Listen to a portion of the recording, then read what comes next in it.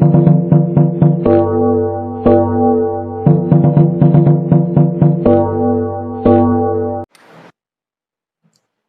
प्यारे विद्यार्थियों, कैसे हैं आप सब। आई थिंक तो मज़े में होंगे और बढ़िया होंगे। घर पे मज़े मार रहे हैं, स्कूल वगैरह खुल गए हैं आपके, और आई थिंक कुछ बच्चे स्कूल में गए भी होंगे डाउट्स वगैरह लेने टीचर से, और कुछ बच्चों को डर लगा होगा, नहीं भाई घर ही बैठते हैं, अभी तो मज़े आ रहे हैं घर बैठ के, स्कूल में जाए क्या करेंगे, क्लासेस लगी रही है हमारी ऑनलाइन, तो स्कूल में जाए क्या करना है। बट कुछ बच्चों ने स्कूल मिस भी किया होगा, तो आई थिंक वो स्कूल जाके आए भी होंगे, अपने टीचर्स से मिल के आए होंगे, कुछ उनके क्वेरी होंगी, कुछ डाउट्स होंगे, शायद वो भी लेके आए होंगे। तो कोई बात नहीं, धीरे धीरे स्कूल्स भी शायद खुल जाएंगे, अब तो ऐसी उम्मीद हम करते हैं कि केसेस ना बढ़ें, और बच्चे अगर हम सारे रूल्स को फॉलो करते हैं, डिसिप्लिन में रहते हैं, डिस्टेंसिंग मेंटेन करते हैं और मास्क वगैरह अगर यूज कर रहे हैं प्रॉपरली, तो आई थिंक स्कूल खोलने में कोई प्रॉब्लम गवर्नमेंट को नहीं होनी चाहिए, और टीचर्स को भी और स्कूल को भी ऐसी कोई प्रॉब्लम नहीं होगी। तो चलिए, होप फॉर बेटर। तो कल हम कर रहे थे about the first order reaction, और उसमें मैंने आपको डेरिवेशन उसका करवाया था, कुछ ग्राफ्स मैंने आपको बताए थे, हाफ लाइफ कैसे निकालते हैं वो मैंने आपको बताया था। तो उसी को हम आज कंटिन्यू करते हैं थोड़ा सा आगे, क्योंकि टॉपिक थोड़ा सा लंबा है भाई, वो इंपॉर्टेंट है, क्योंकि तो उसमें हम और भी आज बहुत से फॉर्मूले सीखेंगे, तरीके सीखेंगे कैलकुलेशन करने, क्योंकि इस चैप्टर से न्यूमेरिकल क्वेश्चन ही ज्यादा आता है, थ्योरेटिकल क्वेश्चन इससे बहुत कम करने को मिलते हैं आपको, तो इसलिए फॉर्मूला आपसे पूछते हैं या डेरिवेशन आपसे पूछ लेते हैं या उससे रिलेटेड न्यूमेरिकल आपसे पूछ लेते हैं, 1 मार्क 2 मार्क 3 मार्क, वो डिपेंड करता है कि कितना बड़ा क्वेश्चन है। तो इसीलिए इस टॉपिक को ध्यान से समझिए भाई, सारे फॉर्मुलों को अच्छे से समझ के मेमोराइज कीजिए, कंसेप्ट वाइज लगा के कि हाँ इस वजह से ऐसा आया था, वैसे सीधा डायरेक्ट याद करोगे फॉर्मुले को तो नॉर्मल सी बात है, भूल जाओगे। अगर आप कंसेप्ट के अकॉर्डिंग लगा के देखोगे हाँ इस सर ने ऐसे बताया था, इस वजह से ऐसा हुआ था, इस वजह से ऐसा हुआ, तब जाके आपको अच्छे से समझ में जो है वो आ सकता है। ठीक है, तो चलिए जी। देखिए, जैसे मैंने आपसे जीरो ऑर्डर के लिए पूछा था T75% कितना होता है, या इसी को हमने T3/4 पूछा था, तो इसी तरह आप जीरो फर्स्ट ऑर्डर के लिए भी T3/4 निकाल सकते हो। बहुत आसान सा है। कैसे, देखिए, T3/4 मतलब कि AT कितना बच गया होगा, इनिशियल कंसेंट्रेशन का 1/4 रह गया बस। ठीक है, तो यहां से क्या होता है, तो यहां से हमारा क्या होगा, यहां से हमारा जो AT है वो A0/4 बच गया होगा, तो T3/4 का फॉर्मूला क्या बनना चाहिए, 2.303 divide by K logarithm of A0 AT की जगह A0/4, यही होगा। देखिए ये कैंसिल हो गया, तो कितना बचा, 2K लॉगरिथम ऑफ 4। अब लॉगरिथम ऑफ 4 की वैल्यू शायद आपको याद ना हो, लेकिन इसको तरीके लिखने का एक और हो सकता है, क्या आप लोग 4 को log 2 का स्क्वायर लिख सकते हो, और log A की पावर अगर x होती है भाई, तो x आगे आ जाता है ना, तो इस 2 को आगे ले आओ, तो 2 इंटू में 2.303 divide by K logarithm of 2, और इसकी वैल्यू आपको पता थी, जीरो हाफ के लिए निकाली थी हमने, कि 2 इंटू में 0.693 डिवाइड बाय K, है ना। तो 2 से अगर मल्टीप्लाई करें इसको तो कितने आता है, 2 3 6, 2 9 18, 2 6 12 और 13, ये आ गया 1.386 डिवाइड बाय K। तो ये आपका T हाफ आ गया भाई फर्स्ट ऑर्डर रिएक्शन के लिए। यहां हम ये भी तो बोल सकते हैं कि T3/4 is equal to twice of T half, ये T हाफ तो है ना।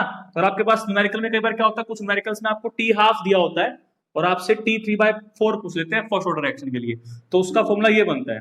या यहां से हम ये भी बोल सकते हैं कि T3/4 और T हाफ की जो रेशियो आएगी वो 2 आएगी, है ना। कैसे भी कर सकते हो आप इसको, कैसे भी T3/4 और T हाफ की रेशियो कितनी आएगी, 2 आएगी। ठीक है, इसी तरह अगर जीरो ऑर्डर के लिए पूछ लेते हैं आपसे, T3/4 कितना होता था, 3/4 A0/K, इसको मैं लिख सकता हूं 3/2 इंटू में 2 लिख सकता हूं A0/K, और ये हमारा किसके इक्वल होता था, T हाफ के।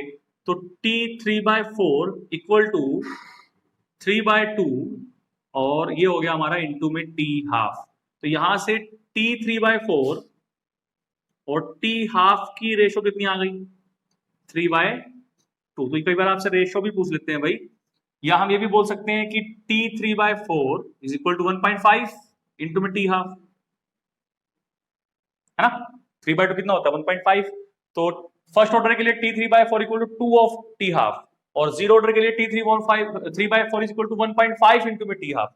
तो ये दोनों फॉर्मूले आपके बहुत ज्यादा इंपॉर्टेंट फॉर्मुलों में आते हैं। इन दोनों फॉर्मुलों को अच्छे से याद भी कर लीजिएगा, समझ भी लीजिएगा और लिख भी लीजिएगा, ठीक है। न्यूमेरिकल भी मिलते हैं इससे आपको। तो आई होप कि आपको समझ में आ गया होगा कि T3/4 कैसे निकालते हैं। अब आपको मैं एक बड़ी मजेदार चीज बताऊंगा जो आपके बहुत ज्यादा काम जो है आएगी। लेकिन उस मजेदार चीज को बताने के लिए मुझे इसको सबसे पहले क्या करना पड़ेगा भैया, साफ करना पड़ेगा। साफ, जिंदगी में सफाई बहुत जरूरी है। दिमाग की सफाई होना भी बहुत जरूरी है और बॉडी की सफाई होना भी बहुत जरूरी है। दिमाग साफ होगा, अरे भैया अच्छी बातें आ पाएंगी उसके अंदर। लेकिन अगर दिमाग में गंदगी भरी होगी तो फिर वही गंदगी में तो गंदगी आएगी।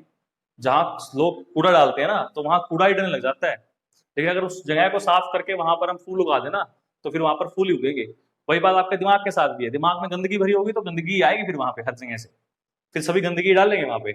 लेकिन अगर आप अपने दिमाग को साफ रखोगे, अच्छा रखोगे, तो वहां पर अच्छी बातें आएंगी। तो ये आप पे डिपेंड करता है कि आपको दिमाग गंदा रखना है कि दिमाग साफ रखना है, ठीक है ना। अपने आसपास आपने देखा होगा कि किसी एक जगह पर अगर कूड़ा डालना स्टार्ट हो जाए तो वहां कूड़ा ही डलने लग जाता है फिर। लेकिन अगर उसको कूड़े को हटा के वहां पर साफ सफाई कर दी जाए तो वापिस किसी का मन नहीं करता कि वहां कूड़ा डाले साफ जगह को देख के। वही बात आपके दिमाग के साथ भी है। तो भैया दिमाग को रखिए साफ सुथरा अच्छा, ठीक है। अच्छा जी चलिए, अब फर्स्ट ऑर्डर में आपसे बहुत सी चीजें वो आपसे पूछ लेते हैं भाई, कि एक तो यही पूछ लेते हैं भाई T75% कितना था, बताया मैंने आपको ट्वाइस ऑफ T हाफ होता है ना। इसी तरह से आपसे कई बार और क्या पूछ लेते हैं, T87.5 मान लीजिए पूछ लीजिए आपसे। मैं वो वाली डाल दो, आपको डायरेक्ट यूज करने हैं। तो 87.5% में कितना होता है, 3 होता है, ठीक है। 3 इंटू में T हाफ। इसी तरह आपसे और क्या पूछ लेते हैं, इसी तरह और आपसे पूछ लेते हैं T93.7.5%। तो ये कितना होता है, 4 इंटू में T हाफ होता है। ये कुछ जनरल टर्म्स है जो आपको याद रखनी है। और अगर इसी तरह आपसे पूछ ले T99.9%, ये सबसे ज्यादा जरूरी है भाई, ये आपका होता है 10 इंटू में T हाफ। ये तो सबसे ज्यादा जरूरी है, ठीक है। इसका तो एनसीईआरटी में आपको क्वेश्चन भी दिया, उन्होंने पूछा हुआ है आपसे कि ड्राइव करके बताइए मुझे कि वो एक्चुअल में 10 टाइम्स होता है T हाफ के। तो ये एक्चुअल में T10 हाफ होता है T हाफ के, ठीक है, 10 टाइम्स होता है। तो अब आपसे अगर कोई भी पूछ ले, जैसे मैं आपसे ये पूछ लो भैया मुझे ये बताओ T4/5 कितना होगा, अब आपका दिमाग सरका जाएगा भाई सर T4/5 बोल रहे हैं, तो इसका मतलब तो फिर हमें क्या करना पड़ेगा, वही 80 वो सारा टाइप करना पड़ेगा। नहीं, मैं आपको उसका डायरेक्ट फॉर्मूला बता देता हूँ कि डायरेक्टली आप किस तरीके से इसको जो है वो सोल्व कर सकते हो किसी भी फ्रैक्शन के लिए। एन कोई, यहाँ पर ये एन मान लिया हमने, तो कोई भी फ्रैक्शन हो सकता है, nth फ्रैक्शन कुछ भी हो सकता है हमारा। nth फ्रैक्शन के लिए आपका जो फॉर्मूला है वो फॉर्मूला मैं आपको आज बताऊंगा, और बड़ा आसान सा जो है कि वो फॉर्मूला जो है वो होता है और आपको काम भी आएगा वो फॉर्मूला, ठीक है। देखिए T1/n आपको निकालना है। n क्या है, n फ्रैक्शन है, तो T1/n से आप उसको कंपेयर करोगे और वो फॉर्मूला जो आपका आएगा that is equal to 2.303 by में के लोगरिथम ऑफ n बाय में n-1। इस फॉर्मूले से आप कुछ भी निकाल सकते हो भैया, सिर्फ फर्स्ट ऑर्डर के लिए एप्लीकेबल है, only for first order, only for first order reaction. एक तो ये वैल्यूज आपको याद रखनी है भाई, बहुत काम की वैल्यूज हैं, न्यूमेरिकल्स में काम आएगी आपके। इसके अलावा ये बहुत इंपॉर्टेंट फॉर्मूला है जो आपके काम आ सकता है। मैं एग्जांपल देता हूँ, देखिए आपको मान लीजिए आपको 1/2 निकालना था, है ना। तो n कितना हो गया यहाँ पर, n आपका हो गया 1/2, n फ्रैक्शन पूछ रहा है ना, तो n कितना हो गया 1/2। तो यहाँ कितना हो जाएगा, n कितना बन गया, अगर 1/n निकालना है ना हमें तो 1/2 निकालना है, तो n कितना बन गया, 2 बन गया, तभी तो यहाँ 1/2 बनेगा। अगर मैं n को 2 लेता हूँ तभी तो यहाँ 1/2 बनेगा, है ना। तो यहाँ कितना होगा 2.303 divide by k logarithm of n की जगह 2 डिवाइड बाय 2 माइनस 1, देखिए वही आ गया ना, बाय k लोगरिथम ऑफ 2, और ये हमने किया था, t हाफ ऐसे ही आया था हमारा। मान लीजिए आपको T3/4 निकालना होता तो क्या करते हैं आप, n कितना लेते हैं, n आप लेते हैं 4/3, उल्टा करना है। तो 2.303 बाय में k लोगरिथम ऑफ n की जगह 4/3, नीचे 4/3 माइनस 1, ठीक है, ये हुआ। तो यहाँ कितना बचेगा आखिर में, ये 3 से 3 कैंसिल हो जाएगा एलसीएम लेने के बाद, सिर्फ लोग 4 बचेगा यहाँ से। तो ये तो है ही जो है, देखिए वही आया ना वापिस जो मैंने बताया था T3/4 के लिए। तो इस फॉर्मूले से आप जो है बेसिकली किसी भी फ्रैक्शन का टी निकाल सकते हो अगर आपको वैल्यू जो है वो गिवन है न्यूमेरिकल के अंदर, ठीक है। तो इस फॉर्मूले को बहुत अच्छे से याद रखिएगा, बहुत काम का फॉर्मूला है, बहुत ज्यादा काम आपके लिए आएगा। चलिए आपको एक चीज और बताता हूँ मजेदार सी फर्स्ट ऑर्डर के लिए ही, जो आपको शायद काम में अच्छे से आएगी।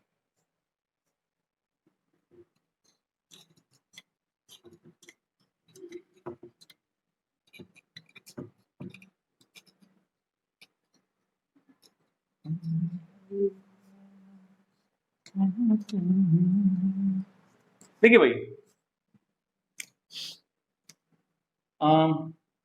जो हमारा टी हाफ होता है ना, टी हाफ वो हमारा एक्चुअल में इनिशियल कंसेंट्रेशन के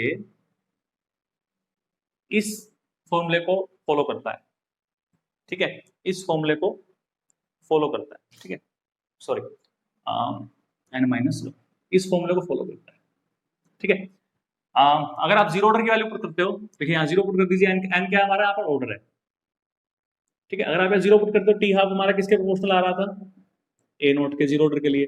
वन पुट कर दो, 1 - 1 0, तो 1 हो गया। तो टी हाफ हमारा क्या था, कॉन्स्टेंट था, प्रोपोर्शनल तो है ही नहीं किसी के। इसे अगर आप सेकंड ऑर्डर के लिए निकालो तो केवल 1 पुट कर दीजिए, एन के लिए 2 पुट कर दीजिए, तो कितना हो जाएगा, टी हाफ हमारा प्रोपोर्शनल टू ए नोट। तो ये आपका सेकंड ऑर्डर के लिए आ गया। तो किसी भी ऑर्डर के लिए आप इस फॉर्मूले की हेल्प से ये बता सकते हो कि जो उसका टी हाफ है वो किस तरीके से डिपेंड करेगा कंसंट्रेशन के ऊपर, ठीक है। बल्कि इसका एक फॉर्मूला भी होता है जो आपको बता देता हूं कि टी हाफ अगर आपको हायर ऑर्डर के लिए पूछ रखा हो, टी हाफ आपको फर्स्ट या सेकंड ऑर्डर से हायर के लिए पूछ रखा हो, या खासकर फर्स्ट ऑर्डर से हायर के लिए पूछ रखा हो, तो उसका क्या फॉर्मूला आएगा वो आपको मैं बता देता हूं। वो फॉर्मूला आपको यहाँ काम आएगा बहुत ज्यादा। देखिए फॉर्मूला क्या हो सकता है आपका, वो फॉर्मूला हो सकता है T half is equal to 2n-1 divide by k, अलग अलग ऑर्डर के लिए अलग ये हो सकता है आपका n-1 ए नोट और इसकी पावर n-1। तो इतना तो मैंने आपको दिखाया ही है, ये रहा, बस साथ में ये है। लेकिन ये तब ले सकते हो आप जब n की value greater than equal to 1 हो, जीरो के लिए नहीं, ठीक है। ये फॉर्मूला जीरो ऑर्डर के लिए एप्लीकेबल नहीं होता है, उससे ज्यादा के लिए आप इस फॉर्मूले से किसी भी ऑर्डर की रिएक्शन का टी हाफ निकाल सकते हो, चाहे वो सेकंड ऑर्डर हो, चाहे वो थर्ड ऑर्डर हो, चाहे वो फोर्थ ऑर्डर हो, चाहे वो फिफ्थ ऑर्डर हो, चाहे वो सिक्स्थ ऑर्डर हो, किसी भी ऑर्डर के लिए आप एन की वैल्यू पुट करके टी हाफ जो है वो कैलकुलेट कर सकते हो। तो ये फॉर्मूला बहुत इंपॉर्टेंट है भाई, जो आपको मैं बता रहा हूँ, खासकर कंपटीशन एग्जाम्स के अंदर इसका बहुत यूज देखने को मिलता है, ठीक है। चलिए इसको साफ करते हैं और फिर आपको कुछ नया जो है वो बताते हैं।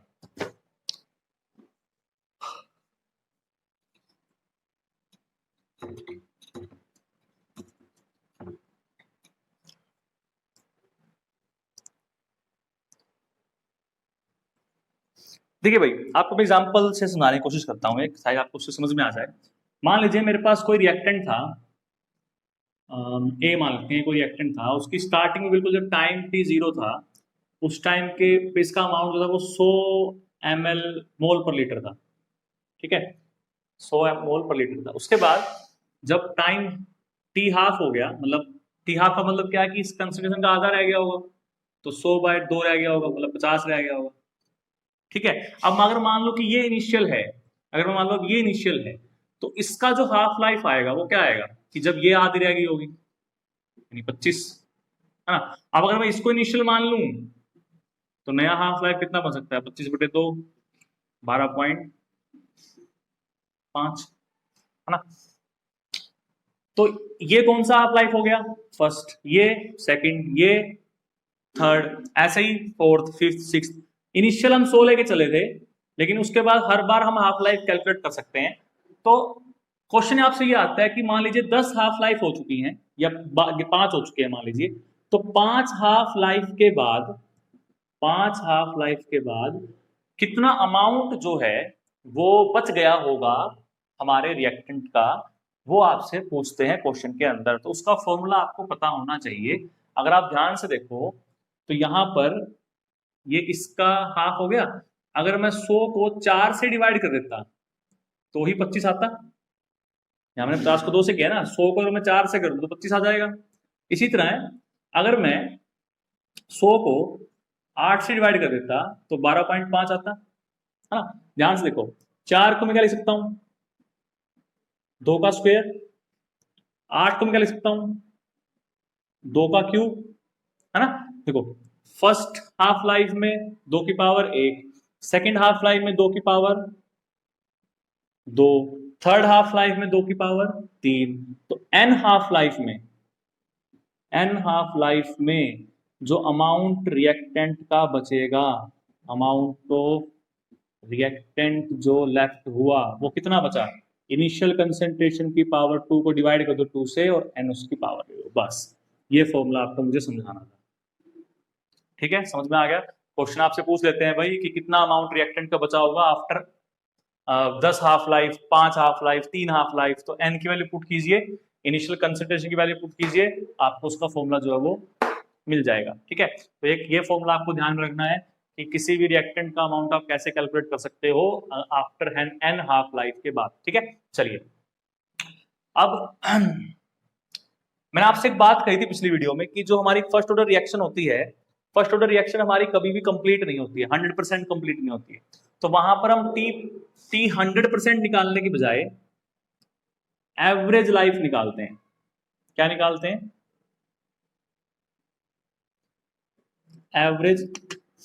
एवरेज लाइफ निकालते हैं। ठीक है, एवरेज लाइफ का सिंबल होता है टाउ, इस तरह से। और टाउ हमारा इक्वल किसके होता है, टाउ हमारा इक्वल होता है 1.44 इंटू में टी हाफ। किसके लिए है भाई ये formula, only for first order reaction, क्योंकि फर्स्ट ऑर्डर रिएक्शन कभी भी कंप्लीट नहीं होती है। तो उस केस में हम उसका T100 नहीं निकालते हैं, उसकी एवरेज लाइफ निकालते हैं। और एवरेज लाइफ का फॉर्मूला होता है 1.44 इंटू में 10⁻, इंटू में टी हाफ होगा फर्स्ट ऑर्डर रिएक्शन। तो ये आपके कुछ फॉर्मूले हैं जो आपको बता रहा हूँ, छोटे छोटे बहुत काम के फॉर्मूले हैं भाई। कंपटीशन में अगर आप क्वेश्चन करोगे इससे रिलेटेड तो आपको आसानी से क्वेश्चन सारे हो जाएंगे, प्रॉब्लम नहीं आएगी। ठीक है, अच्छा जी, अब इसमें आपको एक चीज और बताता हूं मैं आपको बढ़िया सी। तो जैसे हमने जीरो ऑर्डर के लिए मैंने आपको गैस फेज के लिए एक एक्सप्रेशन बताया था, P naught minus P T divide by T, जिससे हम के निकाल रहे थे। वैसा ही फर्स्ट ऑर्डर के लिए भी डेरिवेशन है आपका, उसका मैं कंप्लीट डेरिवेशन करवाऊंगा आपको अच्छे से, क्योंकि थोड़ा सा इंपॉर्टेंट है। और वहां से भी आपके न्यूमेरिकल आते हैं पेपर के अंदर भाई, तो उस डेरिवेशन को अच्छे से समझिएगा, अप्लाई करना सीखिएगा कि न्यूमेरिकल्स पे आप उसको किस तरीके से अप्लाई जो है वो कर सकते हो। ठीक है, तो टॉपिक क्या बनता है हमारा, टॉपिक हमारा बनता है integrated rate equation for first order gas phase reaction. ठीक है, गैस फेज रिएक्शन क्लियर हो गया। चलिए जी, तो कोई रिएक्शन लेट करनी पड़ेगी हमें, तो रिएक्शन लेट कर लेते हैं। मान लेते हैं कि हमारे पास कोई रिएक्टेंट है ए जो गैस फेज में था, इससे हमारे पास बी बना, गैस फेज में था, इसका रेट कांस्टेंट हमने के मान लिया भाई, यहाँ लिखते हैं रेट कांस्टेंट को। ठीक है, रेट कांस्टेंट को हमेशा यहाँ लिखा मिलता है अगर किसी रिएक्शन लिखना हो आपको कि उसका रेट कांस्टेंट कितना है, प्लस सी मान लिया, ये कोई गैस बनी है।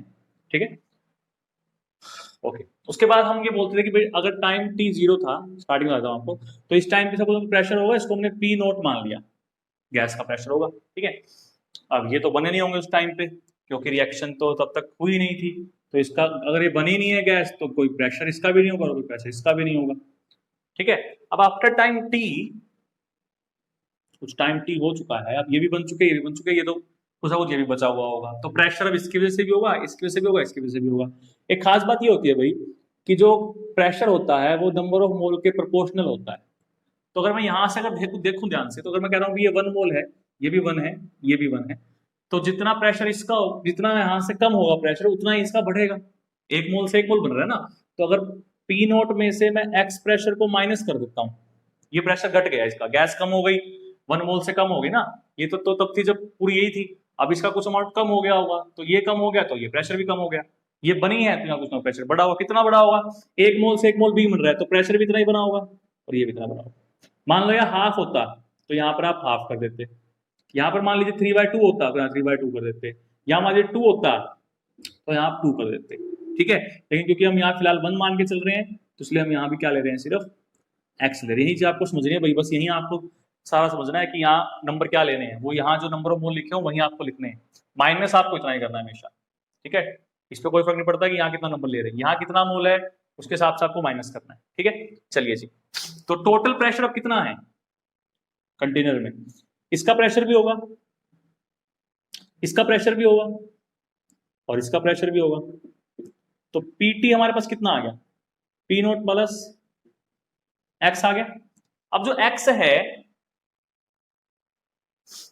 वो एक्स तो हमने अभी तरफ से माना है ना, तो यहां से एक्स कितना हो गया, पीटी माइनस पी नोट। फिर यहां पर पीटी भाई pressure at any time T नहीं है, यहां पर पीटी जो है वो टोटल प्रेशर है, ये बात ध्यान रखिएगा, ठीक है। तो इस एक्स की वैल्यू को अगर मैं यहां पुट करता हूं तो यहां से मेरे पास प्रेशर कितना मिलता है मुझे गैस का एट एनी टाइम टी, वो मिलता है पी नोट माइनस पीटी, और ये प्लस का हो जाएगा तो plus P naught that is equal to P naught minus PT. ये पी टोटल प्रेशर है भाई, बार बार याद रखिएगा, ये टोटल प्रेशर है आपका, पी टोटल है ये। तो ये आपका नया प्रेशर आ गया एट एनी टाइम टी। अब ये जो पीटी है ये एट एनी टाइम टी है, ठीक है। तो यहां से इसको मैं खाली पी मान लेता हूं, ठीक है। तो बस कुछ नहीं करना, वैल्यू पुट कीजिए क्या कि के क्या होगा हमारा 2.303 divide by T, logarithm of P note की जगह तो पी नोट आएगा और पीटी की जगह 2 P naught minus P total आएगा। तो ये आपका एक फॉर्मूला होता है भाई गैसियस फेज की रिएक्शन के लिए, जो आपको अच्छे से आई होप कि आना चाहिए और आ भी गया होगा, ठीक है। तो ये आपका टॉपिक था फर्स्ट ऑर्डर रिएक्शन के लिए, जो आपको अच्छे से अभी करना था। इसके सारे फॉर्मूले मैंने आपको बता दिए, जो जो फॉर्मूले हो सकते थे, जैसे जैसे आप कैलकुलेट कर सकते थे इसको, क्या क्या क्वेश्चन आ सकते हैं वो सब बता दिया मैंने आपको कि इस तरीके से आपको करना है। और अभी एक छोटा सा टॉपिक हो इस चैप्टर में, इस फर्स्ट ऑर्डर से रहता है भाई, लेकिन मैं वो आपको भी नेक्स्ट वीडियो में ही स्टार्ट करवाऊंगा, तब तक आप इनको प्रैक्टिस कीजिए। और अब मैं आपको छोड़ के जा रहा हूँ कुछ न्यूमेरिकल्स के साथ, तो आपको उस न्यूमेरिकल्स को ट्राई करना है, बोर्ड साफ होने के बाद आपको वो न्यूमेरिकल दिख जाएंगे। तो पहले इसको साफ कर देता हूँ,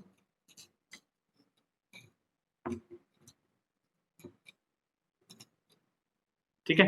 तो उसके बाद ये है न्यूमेरिकल्स, और इन न्यूमेरिकल्स को आपको ट्राई करना है भाई, इंपॉर्टेंट न्यूमेरिकल है, आसान भी है इंपॉर्टेंट भी है, करके देखिएगा, सारे क्वेश्चंस को छोड़िएगा मत। ये क्वेश्चन अगर आपने कर लिए तो आपके जो मार्क्स हैं बहुत अच्छे आएंगे, चैप्टर आपका क्लियर हो जाएगा, अच्छे से साफ हो जाएगा दिमाग में, डाउट नहीं रहेगा कोई भी, ठीक है। तो चलिए जी, मिलते हैं नेक्स्ट वीडियो में, तब तक के लिए बने रहिए कैमरेजा के साथ। चैनल को लाइक शेयर सब्सक्राइब सब करिए, जितना हो सकता है उतना करिए, बिंदास करिए, पढ़ते रहिए केमिस्ट्री। और किस लिए पढ़ रहे हैं केमिस्ट्री, ताकि केमिस्ट्री से प्यार हो जाए, ठीक है। तो मिलते हैं नेक्स्ट वीडियो में, तब तक के लिए ऑल द बेस्ट।